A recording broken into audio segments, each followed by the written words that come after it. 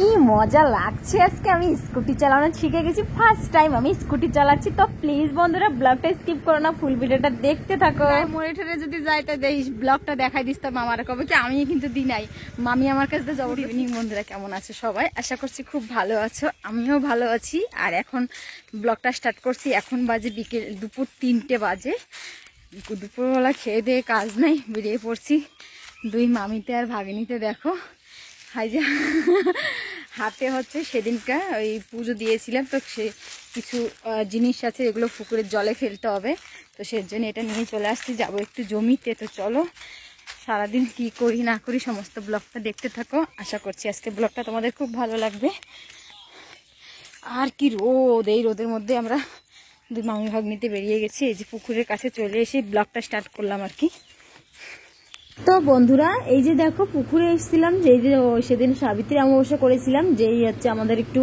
কিছু কিছু ছিল এগুলো পুকুরের জলে ফেলতে হতো তো সেজন্য আজকে চলে আসছি তারপরে ভেবেছি আজকে জমিতে যাব অনেকদিন হয়েছে জমিতে চাষবাস চলছে বাট যেতে পারছি না যাবো করে সময় হয় না দুপুরবেলার টাইমটা ঘুমিয়ে পড়ি তো সেজন্য আজকে চলে আসলাম এখানে আছে শিব মন্দির আমাদের গ্রামের প্রতিষ্ঠিত শিব মন্দির তো এখানে ঠাকুরকে প্রণাম করে আমি চললাম সিঁড়ির দিকে এক এক করে এই গরমের মধ্যে সিঁড়িটা নেমে নিই তো সিঁড়ি নামার পরে দেখতে পাচ্ছ পুকুরে জল একদম অল্প হয়ে গেছে এই যে এখানটাতে বর্তমান দাঁড়িয়েছিলাম এই অবধি কিন্তু জল থাকে সবসময় এই বছর এত পরিমাণে রোদ বা গরম পড়েছে সেজন্য জলটা পুরোপুরি শুকিয়ে গেছে আর একদম এই পুকুরে স্নান করার মতন যোগ্য জল নেই আর কি বলতে পারো তো যাই হোক এখানে হচ্ছে দেখো আমাদের গ্রামের এই পার হচ্ছে এই পুকুরটার ওই পার হচ্ছে আদিবাসী পাড়া আমাদের এই পার হচ্ছে বাঙালি লোক থাকে মানে আমাদের এদেশীয় আদিবাসীরা থাকে ওই পারটায় আমাদের এই পারটা এই একটা পুকুরে স্নান সমস্ত যা হোক পুজো আস্তা যাই হোক না কেন এই একটা পুকুরে এই পুকুরটাই হচ্ছে আমাদের সবাই অবলম্বন বলতে পারো তো যাই হোক এখন হচ্ছে ফুলে জল দিয়ে দিলাম যেইগুলো দেওয়ার ছিল জলের ভিতরে তো চলো এখন যাবো জমিতে এই সিঁড়ি ভেঙে মানে সিঁড়ি ভেঙে ওঠা আর নামা এত কষ্ট সত্যি অনেকটা কষ্ট পরে ঘেমেছি আমি অস্থির হয়ে গেছি বাট এই জায়গাটা একদম শান্তিপূর্ণ জায়গা একটা পুরো মৌসুমটাই একদম আলাদাই ফিল দেয় এই জায়গাটা তো চলো এখন একটু জমির দিকে রওনা দিয়ে চলো উৎপটাং বুদ্ধি এসেছে এখন হচ্ছে স্কুটি চালাবো তাই ওই যে দেখো দূরে বাঘনি মশাকে পাঠিয়েছি ওকে হচ্ছে স্কুটিটা আনতে অনেকদিন স্কুটি চালানো হয় না জানি না কি করে কি পারবো চেষ্টা কিন্তু করব আমি এখানটাতে একটু অপেক্ষা করি ওর জন্য দুপুরবেলায় একা পুকুর পাড়ে ভয়ও লাগে তো চলো এখন একটু বসে থাকি আর স্কুটিটা আনলে চালানো আজকে আমাদের সাথে ফার্স্ট টাইম স্কুটির ব্লগ দেবো ঠিক আছে তো বন্ধুরা দেখো স্কুটি নিয়ে চলে আসছে আর এখন আমি স্কুটি চালাবো আমি একটু ব্লগ বানাই দেবো স্কুটি চালানো ঠিক আছে জানি না পড়ানো টুকুর টুকুর টুকুর টুকুর করতেছে সত্যি দেখ পরে ঠেড়ে যদি যাই মোড়ে ঠেড়ে যদি যাই তো দেখিস ব্লগটা দেখাই দিস তোর মামারা কবে কি আমি কিন্তু দিই নাই মামি আমার কাছে তো জবরদস্তি হয়েছে ঠিক আছে ব্লগটা দেখাই দিস বন্ধ করে নে বাবা দাঁড়া আমি বসবো মন শান্তি রাখবো তারপরে চালাবো একটু ধীরে ধীরে চালাও তুমি তো পারো তো চলো আমি চালাইছি আগে বাট এখন ভয় লাগে মামি ব্রেক মারে নাও কোনটা ব্রেক এইটা হয় ধীরে ধীরে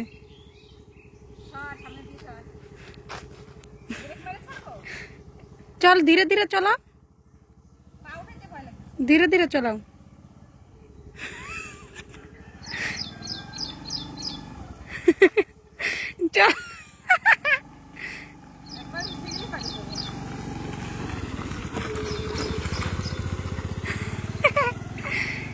ये है हमारे ड्राइवर देख सकते हो गाइस इतना डर डर के चला रही है घुरा घुरा घुरा धीरे धीरे घुराओ একটু ধীরে ধীরে স্টার্ট করে ঘুরাও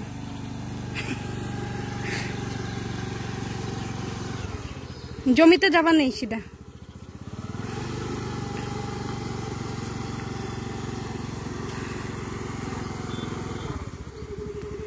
পিছনে নিয়ে না বড় হয়ে গেছে আরে বাবা